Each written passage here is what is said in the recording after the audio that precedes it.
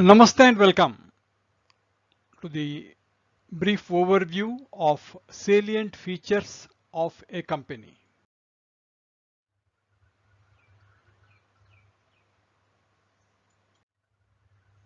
We will be starting with the meaning and definition of the company, specifically referring to three components. Moving into salient features, starting from separate legal entity, perpetual succession, transferability of shares, among others. We will also look into situations where the corporate wheel is lifted under certain circumstances. Our coverage will also take us to understanding various types of companies, and we will briefly understand different types of companies like holding and subsidiary company, government and non-government company, foreign company, statutory company, etc. And we will get into a bit more details of Section 8 company and one person company. Effectively, meaning and definition, salient features of company, lifting of corporate wheel, types of companies, a few companies with their additional details, and at the end, Section 8 company and one person company or OPC. This will be the scope of our current presentation.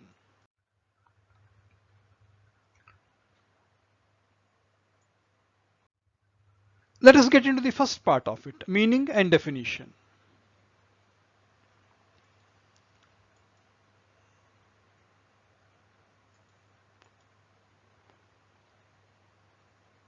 A company is formed by an association of persons for carrying on business or undertaking. Persons, their association, and the purpose is to carry on business.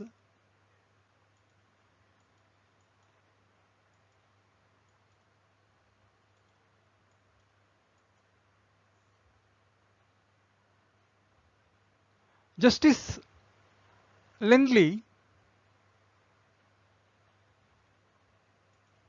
defines company as an association of persons who contribute money to a common stock and employ it in business, and they share the profit or loss arising therefrom. Meaning, there is a capital, member is the contributor, and they have got a transferable share, and it is an association of persons.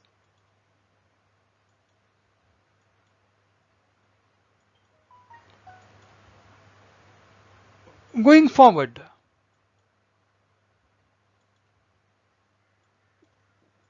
what does the Companies Act say about definition of the company? Section 2 subsection 20 says a company means a company incorporated under this act or under any previous company law.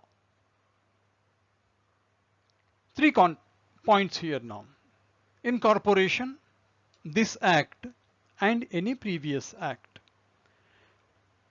What is incorporation? Incorporation is the process of forming a corporate entity or forming a company.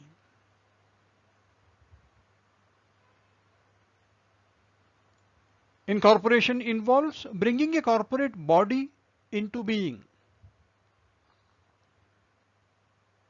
This act means Companies Act of 2013. Then what are we talking about? Previous company law. Let us just understand what is previous company law. Let's go back to the initial part of the company law evolution. The first law on registration of joint stock companies was enacted in India in 1850, and in 1857 Joint Stock Companies Act came into being, which recognized the limited liability of companies in India. And the Comprehensive Act came into being in 1956 as Companies Act 1956. And the latest act is the Indian Companies Act 2013, which made comprehensive provisions to govern all listed and unlisted companies in the country. We will study about listed and unlisted companies a little later. Suffice here to say, companies are those incorporated under the Act of 2013 or under earlier acts.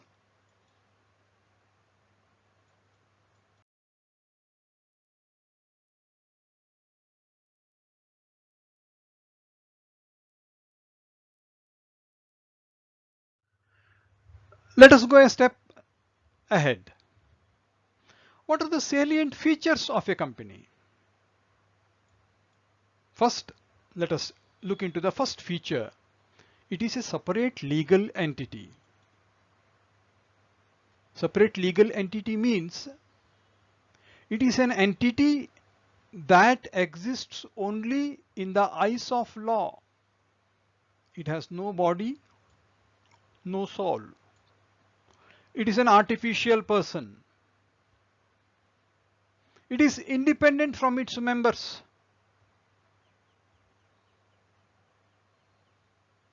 It can do all things which a natural person will do, except a few acts for which only natural persons can do. For example, doing a painting, singing, a company cannot do. Is company different from its members? We have to understand the case of Salomon versus Salomon and Company Limited. Salomon, who was a businessman, converted his business into a company under the name Salomon and Company Limited. He and his family members held the entire shares of that new company. They also held debentures in that company. The company went into liquidation. There were three sets of claimants on the company. Salomon, who had equity in the company, Salomon's family had debentures in the company, and there were unsecured creditors. And they argued in the court, stating Salomon is equal to Salomon and Company because he is one and the same. Therefore, he can't pay amounts to himself. What he has to do now is he has to settle the unsecured creditors first. The court said, no, Salomon and Company is a company which is having a separate legal entity. It is not equal to Salomon. Therefore, the claim of company and member are the same is not right. A company has got an independent existence and it is different from its members. That was the decision in this particular case. And in company, the liability of the members is limited. It is limited to the extent of nominal value of shares, and of the nominal value also it talks about unpaid nominal value of the shares held by a member. To be specific, it is this particular feature which attracted people into the company type of structure of business, because they didn't want to have unlimited liability. This structure gave them limited liability so that their personal assets are protected from the liability of the business. Let us go one step ahead. It has got a perpetual succession, means its life is unlimited. It can go on forever unless it is wound up under the act or dissolved under provisions of law. Members may come and members may go, but the company will continue forever. It is like a river. The water keeps changing, but the river remains intact. It is the same river. Same logic was applied in respect of meat supply Guildford Company case. This is a case where during the World War, all members of a company who were in a meeting were killed in a bombing incident. The question came up, did the company die along with the members? This particular feature of company came to be reiterated by the courts, stating company is independent of its members. It continues and the members are only transition, and what is permanent is the company. Perpetual succession means it continues for a period of time till the act puts a stop to it. Good. Then let us come to the fourth feature. Now you will have a company, you will have members, and the members feel that the company's assets are the assets of the members. It is not true. A company, being a separate legal entity,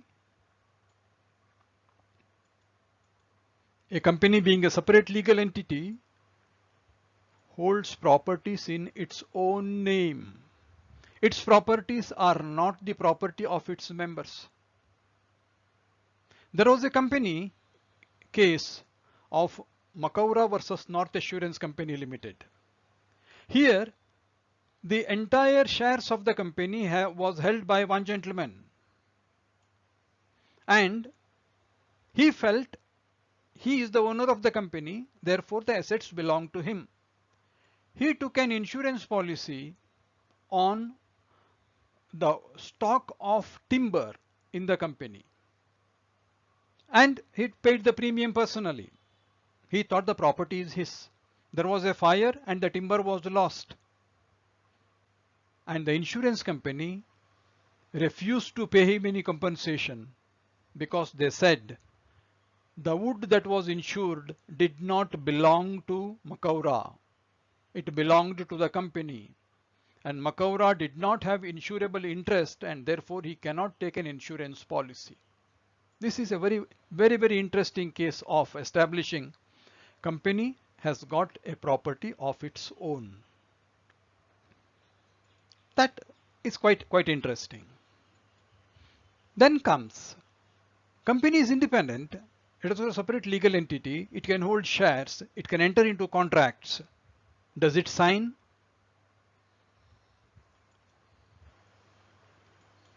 It has got a common seal, which is the official signature of the company.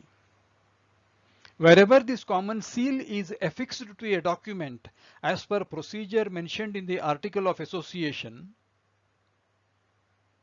it means company has put his signature on that document, and that document is binding on the company. But there are certain requirements when you fix the seal. 3 requirements. 1, there should be a prior resolution passed authorizing the particular a fixation. Second, it should be affixed on a document in the presence of at least 2 directors and the secretary of the company. Instead of secretary, it may also authorize some other person, but it has to be done in the presence of these 3 entities or individuals. And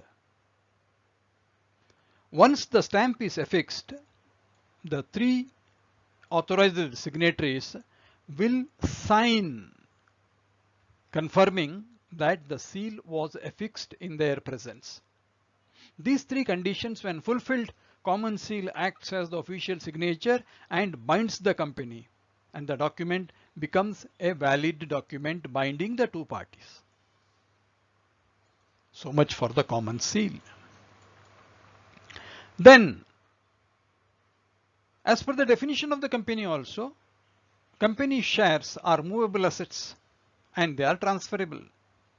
Section 44 of the Act says shares and debentures are movable properties and they are transferable in a manner provided by the articles. Transferability is recognized by the Act, but the process of transfer is defined by the articles. What is defined by the Act, how is defined by the articles. And it goes further. In case of public company, the Act very clearly says under section 58(2), security in a public company shall be freely transferable. There cannot be any restriction on the transferability of shares or debentures in respect of a public company. This is as to the transferability of shares. And we have the 7th feature of a company, capacity to sue and be sued. By virtue of being a separate legal entity, the company can file a case or someone else can file a suit against the company.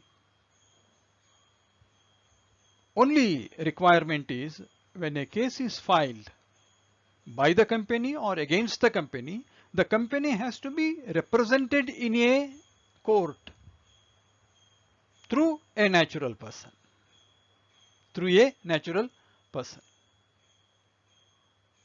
And as a separate legal entity, the court will entertain a case filed by a company in case of defamatory material. For example, somebody in writing or by word of mouth spreads something defamatory against a company or its business or its directors. The company can file a defamation suit against the offense and file a case in the court, and that is supported by this particular feature of capacity to sue and be sued.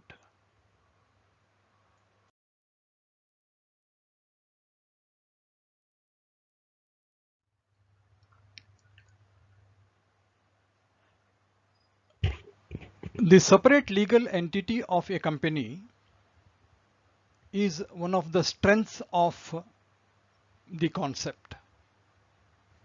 But there is a requirement also to protect against its misuse. The protection available here is made use of by way of lifting the corporate veil or piercing the corporate veil. Let us understand further details about this. There are 2 aspects of lifting of corporate veil. Corporate veil can be lifted in terms of provisions of the Companies Act itself, The Act says wherever there is non-compliance with the requirements of incorporation, or wherever there is a contract with the misdescription of name of the company, or where there is fraudulent conduct of business, or in case of IPOs, if there is no return of application money. These are the cases where the persons who are responsible for these defaults are held responsible personally, and it is not available for protection under separate corporate entity. Besides what is provided for in the Act, we have also judicial precedents wherein the courts have lifted the corporate veil under various heads, and we will be looking into those judicial precedents under 6 heads. Let us get into the first part of it, where the corporate entity is used by a company or by an individual for depriving the government of its revenue. The Act and the courts will not accept the excuse of corporate entity. In this particular case, 4 private companies were floated to show personal income of Mr. Patit, which was taxable, in the hands of these 4 entities so that the tax can be evaded. Since it is a case of evasion of tax or reduction of tax liability using the corporate entity in a wrong way, court did not allow and lifted the corporate veil to fix liability on the default.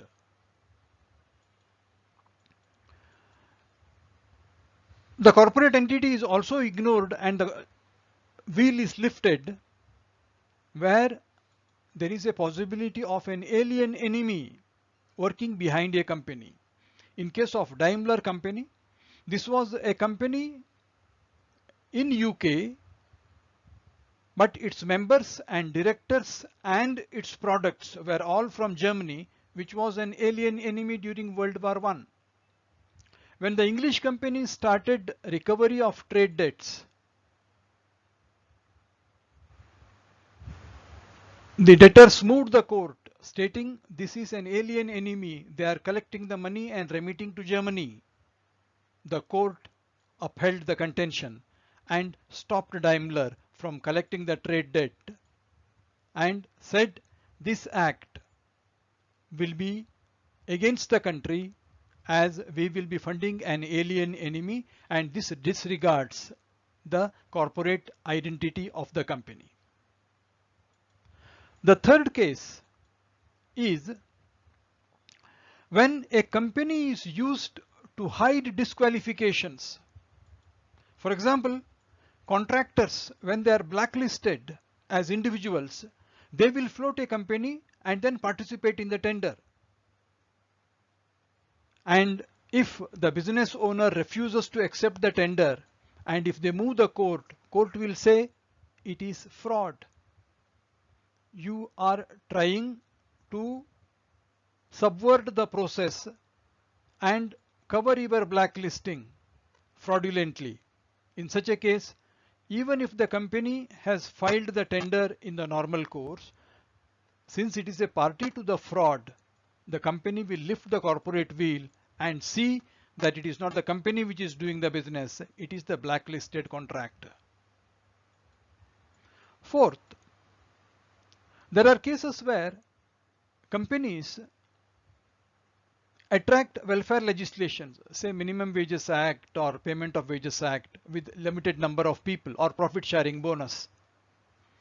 If the number of people target is not met, the company will not be attracting the welfare legislation. What the companies do is, if the minimum persons to attract is 10, they will split the staff and show it under 2 dummy companies, one company A, one company B. In A they will show 5 and in B company they will show 5. Since the companies are having staff strength below the minimum requirement under the Act coverage, they will not be attracting that particular welfare legislation. This is done to prevent impact of a welfare legislation. Courts will disregard such things. They say any usage of a company for a transaction opposed to public policy, corporate will be lifted and the persons behind the default will be penalized. We have the fifth case wherein there was a person who was appointed as a CMD in a company on a condition that once he leaves the company at the end of service, he should not take away the customers nor the staff of the company. He said yes, he signed the contract. But once the contract was determined, he floated one more company, and that through that company, he attracted the customers of the old company. Court chastised him, saying, don't misuse the company structure. It is you who are violating the condition. Therefore, to avoid legal obligations, we cannot allow the separate legal entity to be used. And we have cases where courts will be passing some orders on a company. The company fails to implement, and that leads to contempt of court. In the event of contempt of court, further action will be taken on the persons who are in control of the affairs of the company, be it a director, manager, secretary, or any other officer who is answerable for the normal course of business. And that will be done once again by lifting the corporate veil. And these are the 6 instances where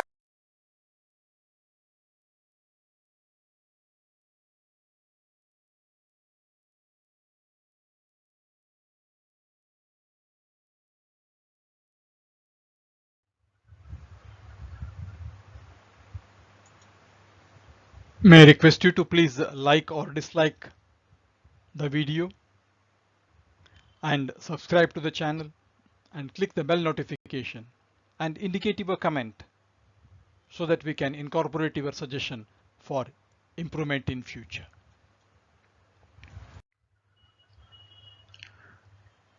We have 2 broad categories of companies. Companies with unlimited liability of members and company with liability limited. A company not having any limit on the liability of its members is an unlimited liability company. The members of the company will be responsible with no upper limit for the liability of their business. And that is quite risky to the members of a company. The second type of company is where the liability of members is limited to a specific amount as per the memorandum of association. And the limit may be in terms of a guarantee where it is undertaken to contribute on winding up a fixed amount of money, which is pertaining to companies limited by guarantee.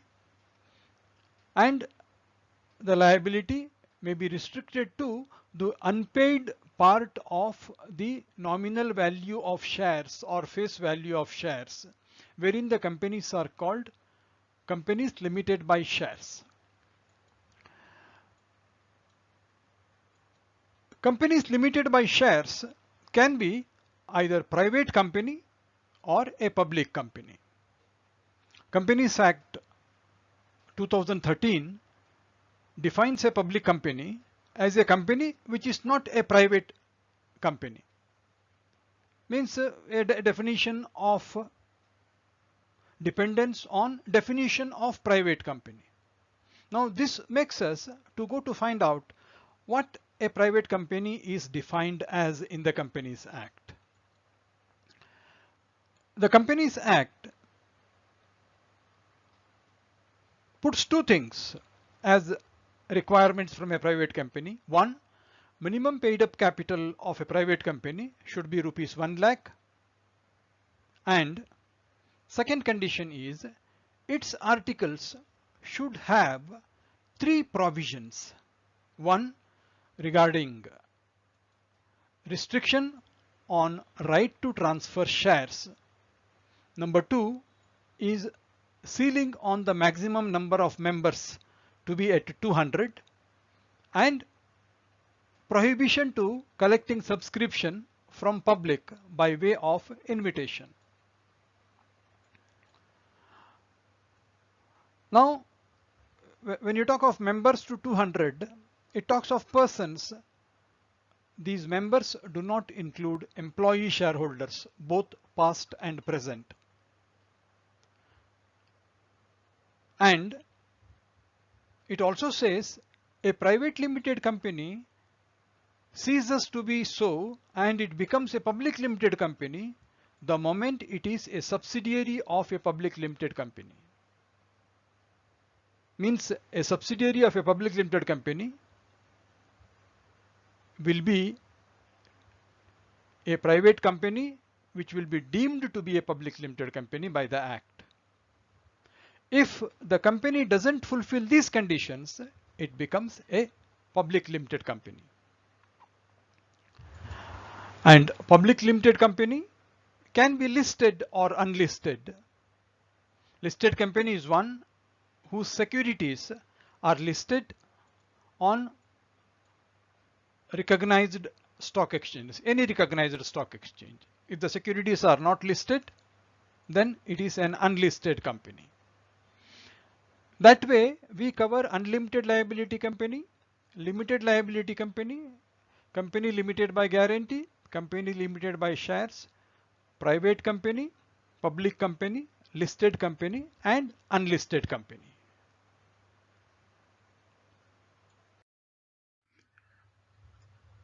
As you will see, holding company and subsidiary company can be either public or private. A government and non-government company also can fall under any of these. And there is one person company which will be a private company. And we have other structures like small company, associate company, Section 8 company, and statutory company, as well as foreign company. We will briefly understand this in the following slides, and before that we would compare under various parameters the two types of companies, private and public. This will be the time to also understand the difference between a public company and a private company with various components. If you take minimum members, for public it is 7, for private it is maximum number of members. In case of a public company, there is no restriction. For private it is 200. Directors, public minimum is 3, whereas in case of private only 2 directors are required. They can be life directors. There need not be any retirement by rotation. And we can appoint multiple directors under single resolution, which is not permitted under public company. Fourth difference is consent to act as a director and agreeing to buy the qualification shares is a must in case of public company. In case of private company, director need not so. As we saw, restriction on invitation to shares, a public company can invite people to contribute to its shares or debentures, but private company by its articles is prohibited from inviting public to purchase its shares. Restriction on transferability of shares, as we have seen, any restriction in private company is essential, whereas in case of public company, shares are freely transferable. For holding of meetings, in case of public company, it is stepwise quorum is required. In case of up to 1,000 members, it is 5. Up to 5,000, from 1,000 it is 15. And if the membership is more than 5,000, it is 30 members as quorum for the meetings, shareholders meetings of public companies. In case of private company, 2 members are a quorum. Managerial remuneration, there is no bar in respect of private company, whereas in case of public company, managerial remuneration cannot exceed 11% of profits. In case of public company, you need to collect the minimum subscription and you have to comply with all requirements as indicated in the prospectus before you commence the business, and you have to obtain a commencement certificate, whereas a private limited company can commence business as soon as it is incorporated. Minimum paid up capital, as we saw in case of private limited company, it is 1 lakh and it is 5 lakh or higher in case of public company. Further issue of capital, public limited companies have got a restriction and they have to issue it to the existing members as a matter of stipulation, whereas a private company is free to allot new shares to outsiders provided the members agree. And disclosure of interest, in case of board meeting, it is required for the interested director to disclose and not participate, but it is not that strict in respect of a private company. And this talks of the difference between public company and private company under various heads.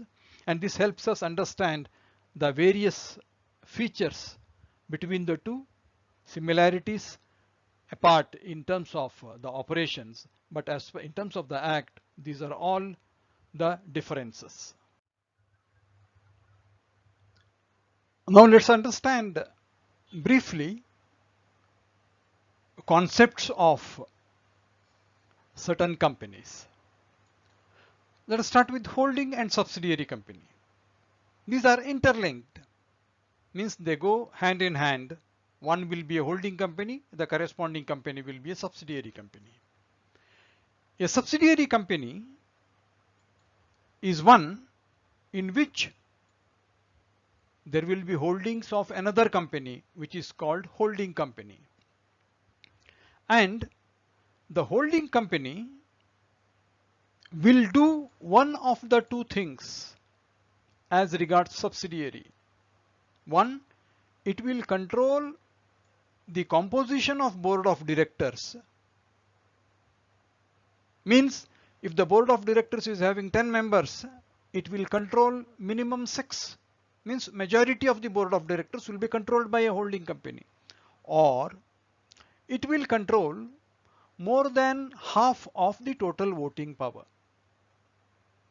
Means the decision making power of the board or any meeting will be under the control of the holding company by virtue of its control on voting power or the board of directors. This is regarding the holding and subsidiary company. The second type of company, government and non-government company. This is going by the shareholding of government in a company. The government may be central government or state government or governments or a combination of them. Whenever the central government or state governments or a combination of them hold not less than 51% of a company, that company will be known as government company. If the shareholding within a company is less than 51%, so far as government holding is concerned, it becomes a non-government company.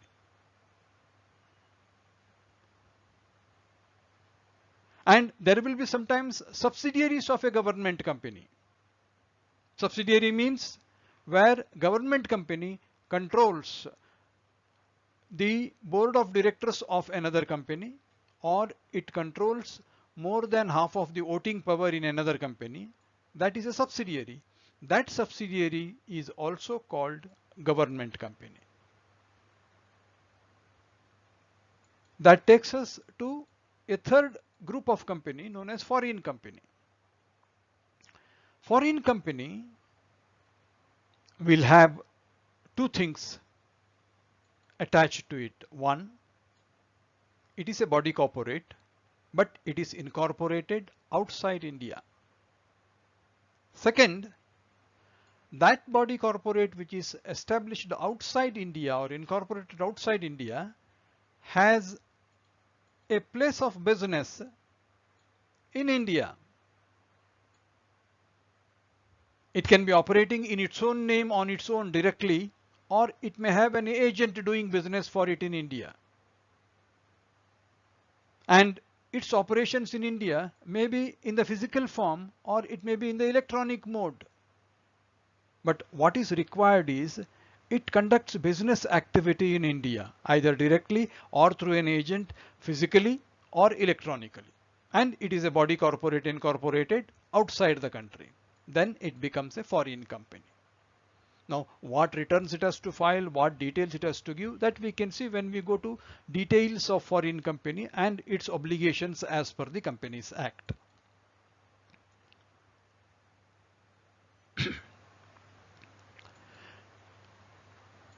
Now we can see what is a small company. Now we say the company is a small company, but it has to fulfill three conditions. One in terms of capital, second in terms of turnover, third in terms of the group to which it belongs. There is a list of companies, it should not be forming part of any of those. Now let us get into the three conditions. One, if that company has got a share capital, paid up share capital, not exceeding 50 lakhs. Number one. Number two, during the preceding financial year, its turnover did not cross 2 crores. Third condition is quite interesting. It says a small company should not fall under any of these company structures. Who are they? To be called a small company, a company should not be a public company. It should not be a Section 8 company. It should not be a holding or subsidiary company. Or it should not be a company governed by any special act. It is a class by itself. Three conditions: capital, sales, and it should not be a public company, not a Section 8 company, not a holding or subsidiary company, or it should not be a statutory company. Good. That is a small company. It is for small scale enterprises, for supportive measures of industrial development. Let's go to another company, associate company. You will find this associate company has got something to do with a subsidiary company.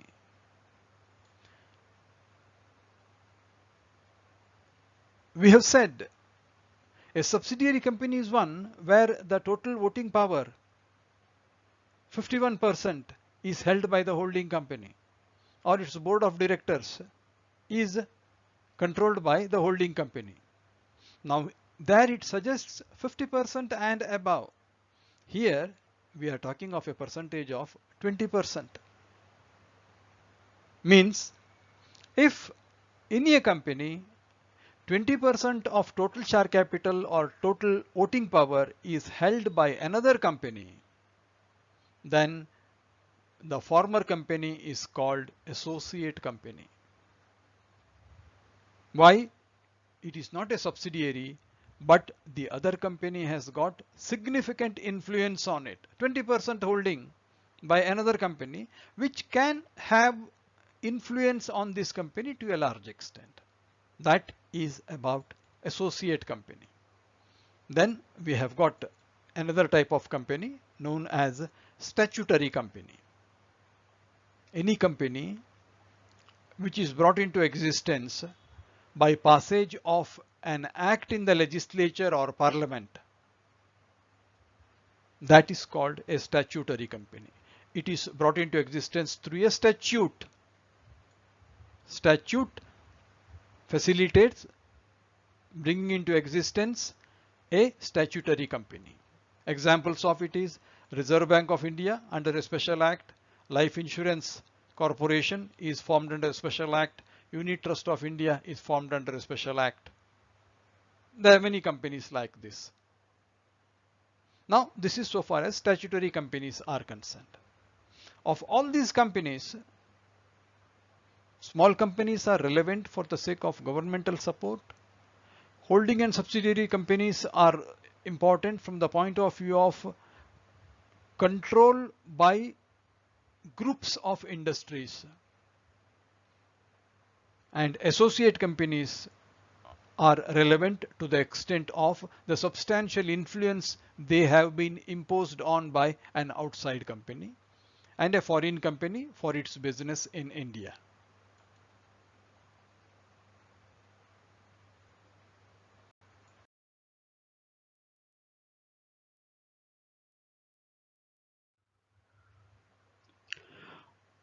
One person company or OPC is a welcome change in terms of organization structure for a first generation entrepreneur or a technocrat or a startup who has got a great idea both technically and commercially to be protected for future, and it doesn't require a great management team.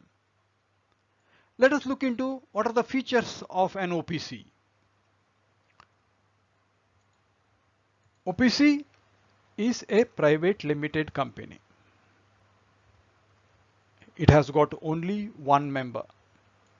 It is a one-member private limited company, and the member is a natural person, and the person has to be an Indian citizen, and he must have resided in the country for a minimum of 182 days, means 6 months, during the immediately preceding financial year.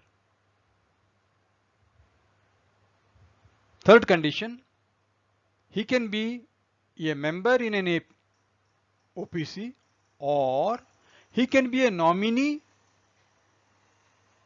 of another OPC. He can't be both. Just to repeat, it is a one-member private limited company. Its member is a natural person who has stayed in the country for a minimum of 182 days during the previous year, and he is an Indian citizen, and he can be a member of an OPC or a nominee of another OPC, one of the two. Okay, then just to revisit the conditions which are in addition. Only natural person to be a member or a nominee. We will see what is a nominee subsequently. A minor cannot be a member, nor can he be a beneficial interest holder, because only one person is the member. Therefore, he cannot be minor, means he cannot be a beneficial interest holder also. This OPC cannot be converted into Section 8 company. We will see a little later Section 8 company which is into service, education and other related projects. This cannot get into the business of Section 8 as an entity. It cannot get into non-banking financial services. And it needs to have a director. There should be a minimum one director. It can go up to a maximum of 15 directors. The member himself can be the director, and he can recruit others also as additional directors. Normally, owner, director and shareholders, it is all rolled into one. The same person manages it because he wants to have that management control over the company, control of ownership, and then be a startup enterprise. Therefore, it is a one-man show, a single person thing, but on merit. After these conditions, we can look into what is the benefit. Benefit, as we already indicated, the individual can avail the benefit as a company. It is a one-person private limited company. As a company, he can get the bank finance. He can have legal remedies as a legal entity, separate legal entity he enjoys. And Companies Act is a bit soft and liberal towards this company because it is to encourage entrepreneurship that such structures are proposed. There are minimum Company Act compliances, and marketing wise, he will have a direct access to the market for marketing his products. And normally it is small and medium enterprises which make use of this facility, which will be of more help when you do export and call yourself a company with a foreign counterpart. And it is to support you of a technocrat who wants to have his business with minimum external interference and with lesser amount of Company Act compliances. Now, once these benefits are noted, what is a nominee? We talked that there should be one nominee. Nominee has got a normal meaning here once again. What is a nominee?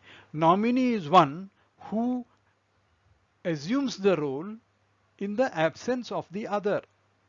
Here, in this case, in the event of the death or incapacity of the member, we should have a provision for a nominee to be named in the beginning.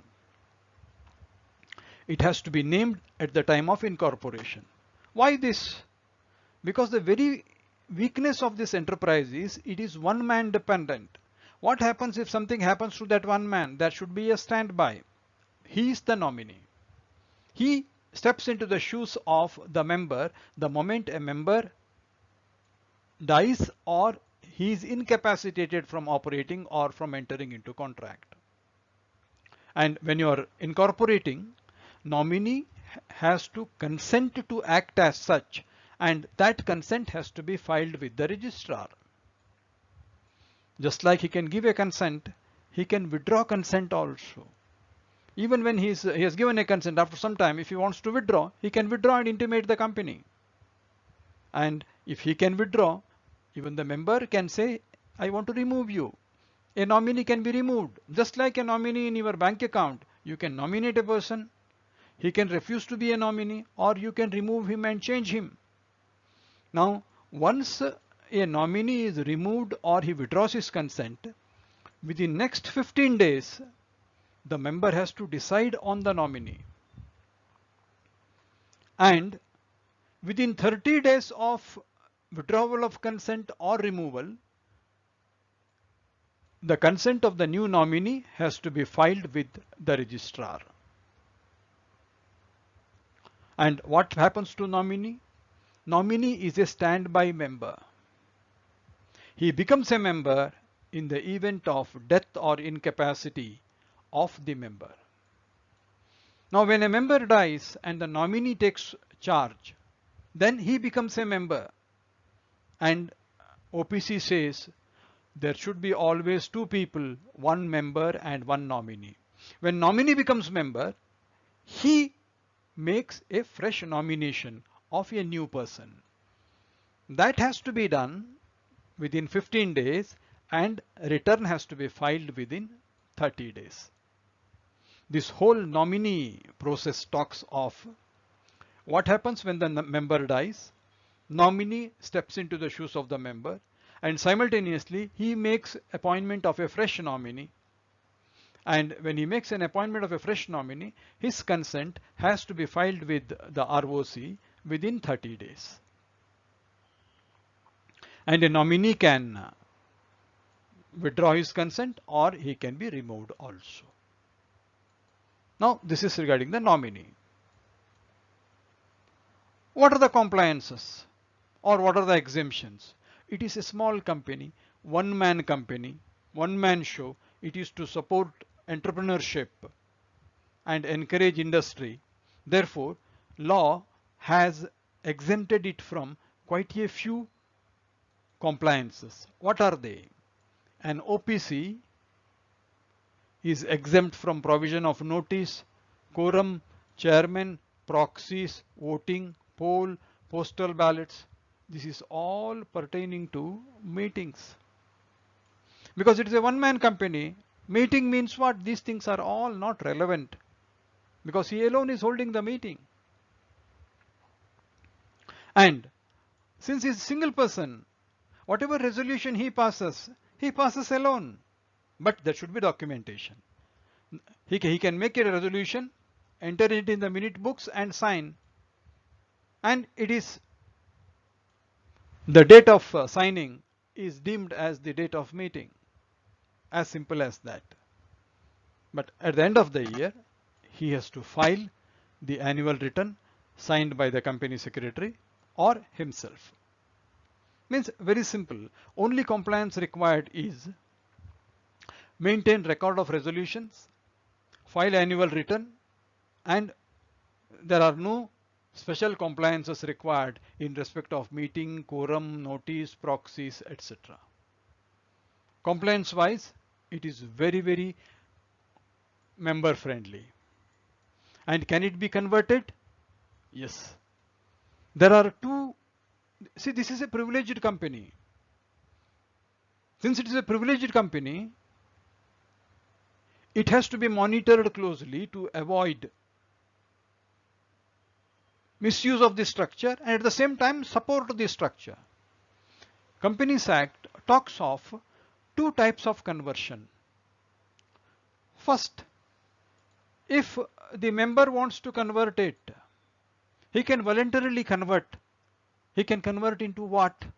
OPC is a private limited company. He can convert into a proper private limited company with 2 members and above, or he can convert it into a public company.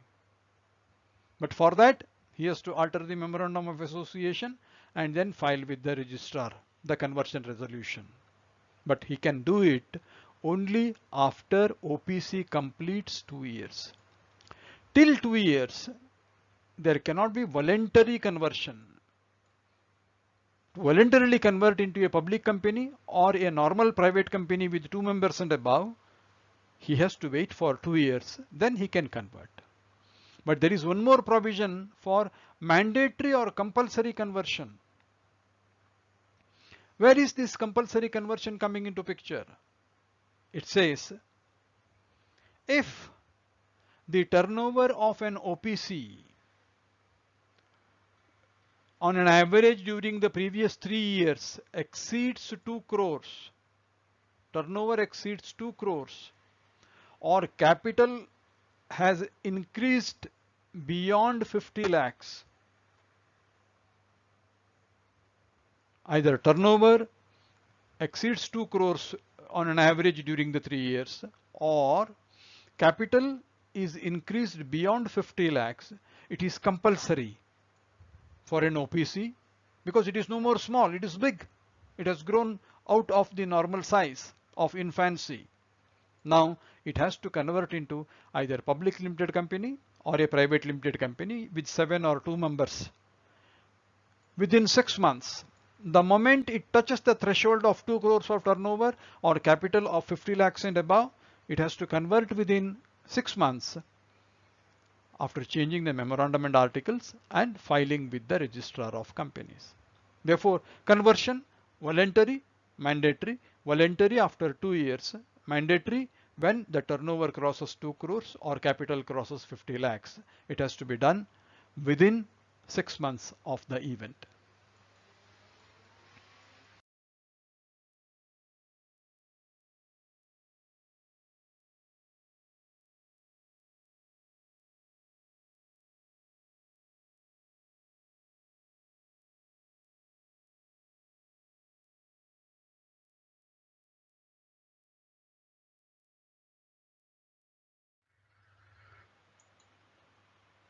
Section 8 company is a special type of company which is allowed to be formed for the specific objects, that is for the promotion of commerce, art, sports, education, religion, charity, or any other such project. And a Section 8 company has to apply its profits only in promoting such objects. And third condition is it is prohibited from paying any dividend to its members. Totally dedicated to the objects, any profit to be used on that purpose and not to be distributed as dividend. It is more of a social purpose company. Therefore, it is treated specially. Now, it can be floated by a person or an association of persons. Person means it can be a company, an association, body of individuals. A firm can also be a member of Section 8 company. Therefore, it can be a combination of natural persons or legal persons like a company. No special mention of the number of persons to be involved. It can be done by one person also. But the objects have to be as indicated in Section 8. And the name of the company need not have to end with the word limited or private limited, although it is a limited liability company. It can be limited by shares or limited by guarantee. It can be with or without capital. The Registrar of Companies normally issues the license on behalf of the central government. And since they are specifically given a license, they are prohibited from changing any clauses in their memorandum and articles. Because since they have got so much of liberty to operate, but within the objects specified, there is a close monitoring on no diversion to be allowed. If it is found that there is any contravention of provisions or there is a operation fraudulently done or prejudicial to public interest, central government through ROC can revoke the license and convert the company into private or public limited company. But there is a process for this purpose. But revocation of license is always there for any contravention which is arising there. And what happens when the company is wound up? It was meant for a specific purpose? Yes. It says on winding up, they have to settle all dues. If there is any balance of profit remaining in the books of the company, it has to be transferred to a specific fund with the central government called Rehabilitation and Insolvency Fund. We found here that there can be revocation of license. When the license is revoked, the company can ask it to be wound up, or it can be amalgamated with another Section 8 company. But before any decision on amalgamation, there will be a proper hearing and opportunity given to the specific company to present its stand. And this amalgamation is always taken on the basis of public interest. And since Section 8 is having so much of liberty in operation of its funds on those projects and objectives which are more concerned with the society and social reforms, if there is a default or if there is a fraud, there are stricter penalties, and the law states that the directors and every officer in default is liable to action as punishment for fraud under Section 447. Therefore, lot of liberty and at the same time strict control on the whole affairs of management.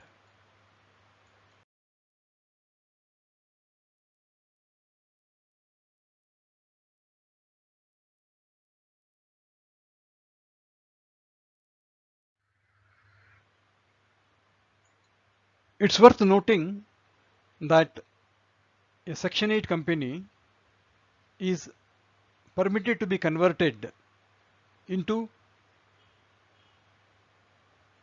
public limited company following a strict procedure.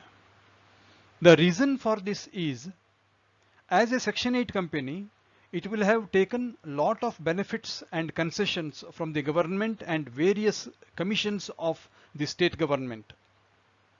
These profits or these gains or subsidies received will be a substantial chunk. Therefore, what the Act does is, whenever there is a Section 8 company conversion, it wants to start the converted company on a clean slate, meaning whatever amount which is accumulated under a Section 8 company has to be appropriated on the old objects completely, and the new company which is coming after conversion should not inherit anything from the old Section 8 company. This is from the point of view of public accountability and the sanctity of the objects of a Section 8 company.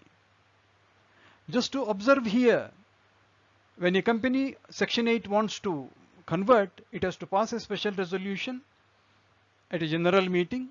Of course, when you pass a special resolution, you will give an explanatory statement setting out there what is the reason for conversion,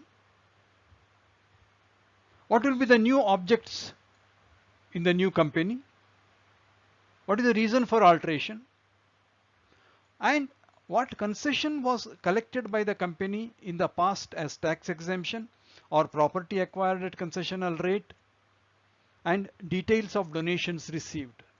This is to ensure how much money has come and how it is appropriated, and what is the benefit of the proposed conversion. And a resolution which is passed as a special resolution in the background of this has to be filed with the registrar of companies. This is passing a special resolution before conversion. Once you pass a special resolution, you will give an application to the regional director. In the prescribed application, along with a copy of the notice and explanatory statement, giving all the details of exemption, grant, benefits received, and from whoever you have received this grant and benefit, the registrar wants the company to get a no objection certificate from all such authorities and filed along with the regional director. And there is a precondition also. A Section 8 company can go for conversion only when it has been a good compliant company. It should have filed its financial statements and annual returns, all returns up to the previous financial year. Means it cannot be a defaulting company and still get conversion into a new company. And there should be a certificate of compliance with the Act from a practicing company secretary, CMA or CA, that conversion of Section 8 company, all formalities as per Act has been taken care of.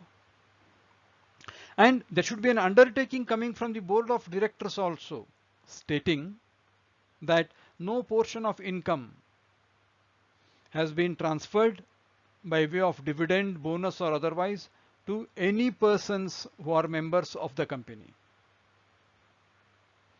And when this application is given to the regional director, he will ask the ROC for his report.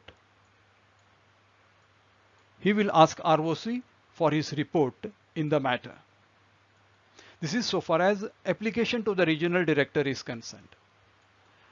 After this, we have held the meeting, filed the resolution with the ROC, then we have filed application with the regional director, then there should be a public notice given, and a copy of the public notice has to be given to the authorities. What is the public notice talking about? It is published in 2 newspapers, one in vernacular newspaper of the registered office of the company, and second English newspaper circulating in the district. and it will talk of the proposed conversion of the company and the reasons therefore. A copy of the application and all attachments given to the Chief Commissioner of Income Tax, Charity Commissioner, Chief Secretary of the State, and they are requested to give their report to the regional director so that the circle is complete. Because they have given a lot of benefits to this company. When it is getting closed under a notice and resolution, they will let their views known to the regional director, who will be the deciding authority in the matter. After this, now regional director has got the application, he has got the resolution, he has got the public notice, he has got report from the charity commissioner, subsidy granting persons, donors. Based on that, the regional director, if he is satisfied, will issue an order approving the conversion. But he will put certain conditions. He will say the new company will not claim any exemption privileges from the date of conversion. And whatever concessions the old company received, it shall be paid back as on the date of conversion. After settling all dues, any balance with the company, which is accumulation of all concessions received, it will be transferred to Investor Education and Protection Fund within 30 days of approval of conversion. Now, with this, the fourth stage is over. Conversion is as good as completed. And after that, the company will amend its memorandum and articles, and with the approval of regional director, it will file with the registrar, and the company will call a general meeting and file the amended memorandum and articles with the registrar along with a copy of the approval from the regional director. Within 30 days, it will be done along with a declaration from directors that they have complied with all conditions laid by the regional director. And after this, the registrar of companies will issue a fresh certificate of incorporation to the newly converted company, which is not a Section 8 company. Now, this is the long drawn out process of converting a Section 8 company into a public limited company for starting a new lease of life on a fresh slate, no carry forward of benefits of Section 8.